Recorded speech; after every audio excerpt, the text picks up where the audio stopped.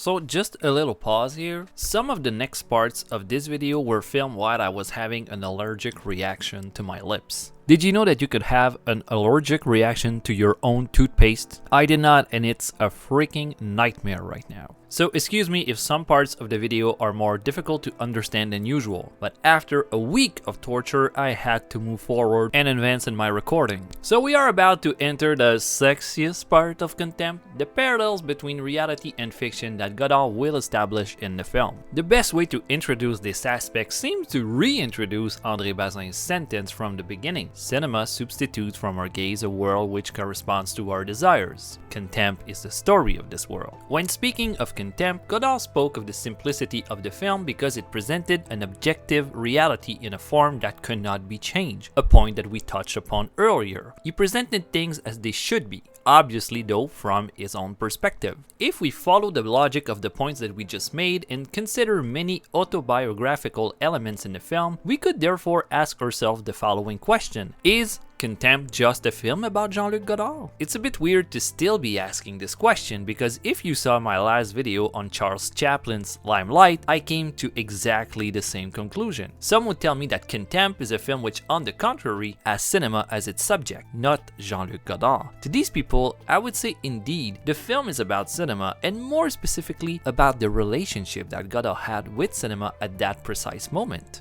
On the other hand, it is also a film where Godard puts himself in the spotlight to explain to himself and or to the world the failure of his romantic relationship with Anna Karina. To put things in context, Anna Karina was a Franco-Danish actress discovered by Jean-Luc Godard and who would become not only his partner but his muse. Together they made 7 films together, including several important films from the New Wave movement. Their relationship was full of conflicts, jealousy, and power plays. Contempt was during a difficult period in their relationship, and as Godard was filming in Italy and Karina was in Paris, Godard's fear and anxiety took up a lot of space in this film. But to prove my point, let's first start with the fact that the 2 main characters in the film are representations of 2 real people. So let's start with Paul. By comparing these 2 pictures, can you see some resemblance? Yes, the character of Paul is a carbon copy of Jean-Luc Godard. In the script of Contempt, the character of Paul is highly detailed, much more than he ever will be explicitly in the film,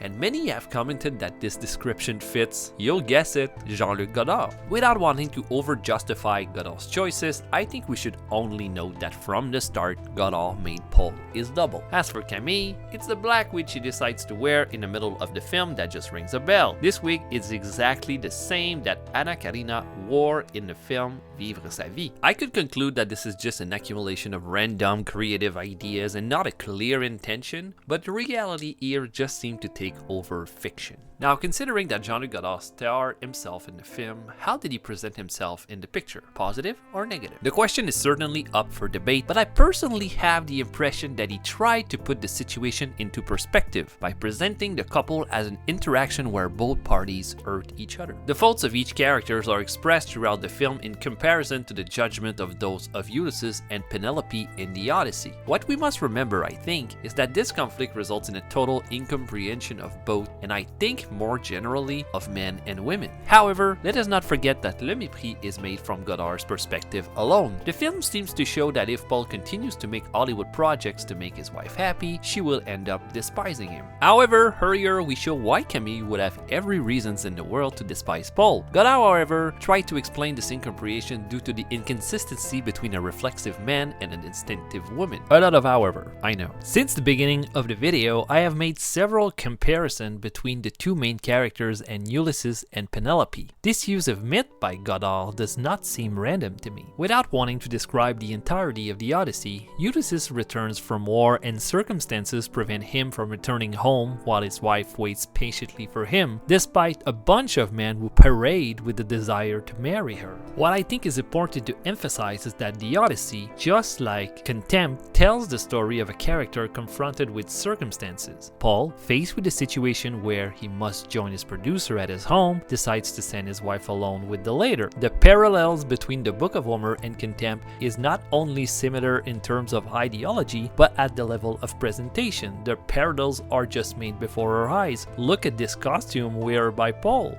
But Basically considering that the story of Contempt concerns Godard more than Paul, the French director therefore considered himself in an ideological dilemma in his personal life. But it is not only at the level of his interpersonal relationships that Godard made choices and experienced difficulties. Quickly, in the creation of Contempt, Godard saw himself stuck between two positions. On one hand, his desire to play the game of popular Hollywoodian cinema with a lot of expectation from the monetary contributors. On the other hand, he was a creator with artistic radicalism, a quality that does not necessarily go well with producer and sometimes even actors. Godard was very excited with the idea of working with a symbol like Brigitte Bardot, but from the start, the association did not sit well. Overwhelmed by her personal problems, Bardot will never be fully invested in the film, and Godard, who was just as overwhelmed by his own demons, will not make any effort to bring out the best in the actress. The same can be said about Jack Palance, who completely hated working with Godard, who would simply give him no direction for the entire film. Godard was therefore quickly discouraged for his first experience with film stars. But the worst was yet to come, because the relationship that Godard had with his producers was much worse than that with his actors. One element that I found fascinating is that Godard became the main character of the novel that he would adapt for the screen. And please stay with me because we're going real meta here. Because Alberto Moravia's novel is about an unfortunate screenwriter who has to adapt the Odyssey, Godard's film about a screenwriter who must readapt a script from the Odyssey to please his producers. In the end and in reality, Godard will adapt a novel which will never suit its producers. A zenith of autobiographical irony, whether intended or not, he introduced this shitty producer persona only to end up working with shitty producers in his own film. In reality, Contempt has experienced the problems of countless films, that of an internal conflict between the artistic value of the film and its profitability. Jerry Prakash understands nothing of Fritz Lang's artistic vision in Contempt. His eyes only light up when he sees young women on screen. One moment I love in the film is when Prakash walks out of the old movie studio. He looks like an old artifact frozen in time. It seems to be their very representation of the cinema industry in its beauty, arrogance, and its power. What Godard quickly understood in this mega project was that the producer of his film only wanted to monetize the sex appeal of Brigitte Bardot. They wanted a sensual and revealing film that could easily sell across the world. They clearly didn't care about Godard's artistic aspiration, about his desire to make a classic Hollywood film in his image. Their only interest was to see Bardot naked. This was their main comment when they saw the film for the first time, which forced Godard to film 3 additional scenes to satisfy them, where we could see Brigitte Bardot's buttocks. The relationship between Godard and his producers will deteriorate to the point where Godard will take the final version of the film hostage at a certain point. Contempt was a film that depicted Godard's disappointment with his own world, and he wanted this vision to be respected. Contempt turns out to be a film about Jean-Luc Godard, but also about a creator turned upside down by the changes in the cinematographic world, an industry that destroys him while also bringing him life. I see Contempt as a bridge between two eras, that of a classic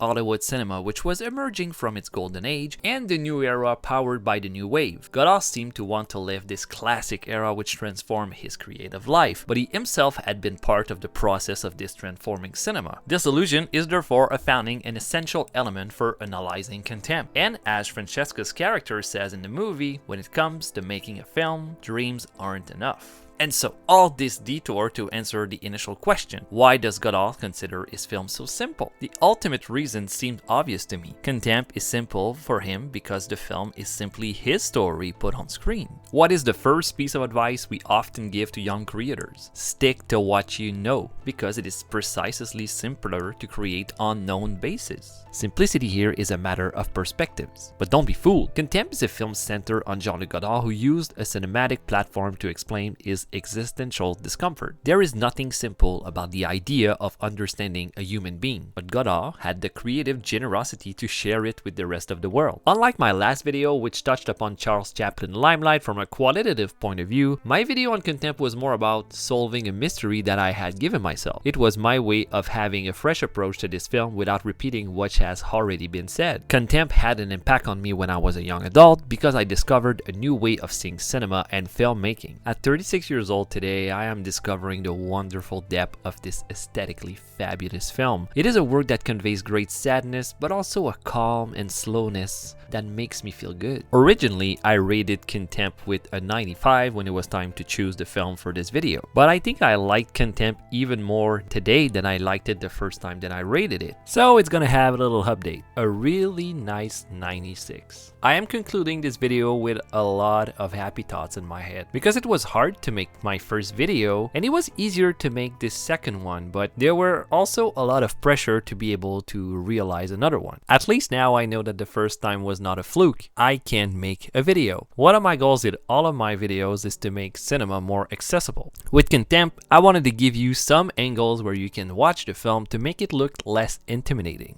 So I hope you liked the video, and I hope that I'll see you again for another one soon. And just like last time, 3 films that you will be presented right now are gonna be contenders for the next video. So I tell you goodbye, and this is Joby Chihiro signing out. Au revoir, à la prochaine.